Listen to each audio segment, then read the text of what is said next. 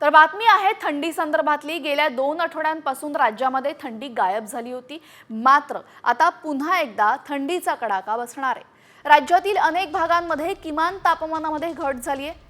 धुळ्यामध्ये 7 अंश सेल्सिअस नीचांकी तापमानाची नोंद करण्यात आलेली आहे, तर राज्यामध्ये अनेक भागांमध्ये पारा 10 अंशांपर्यंत खाली घसरलाय। पुण्यासह सातारा, सांगली, कोल्हापूर जिल्ह्यामध्ये तापमानामध्ये कमालीची घट झाली आहे। कोकण, गोवा, मध्य महाराष्ट्र आणि मराठवाड्यामध्ये कमाल तापमानाची नोंद 2 ते 3 अंशांनी यामध्ये घट होण्याची शक्यता आहे।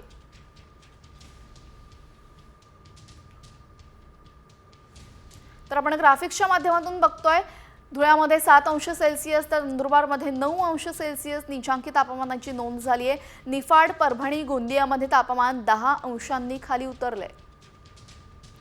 जळगावमध्ये 10.4 अंश सेल्सिअस तापमानाची नोंद झाली आहे।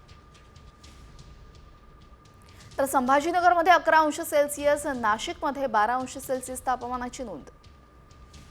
कोल्हापूरमध्ये 14 अंश सेल्सिअस तर सांगलीत 15 अंश सेल्सिअस तापमानाची नोंद झाली आहे। धुळ्यामध्ये 7 अंश आणि नंदुरबारमध्ये 9 अंश सेल्सिअस तापमान।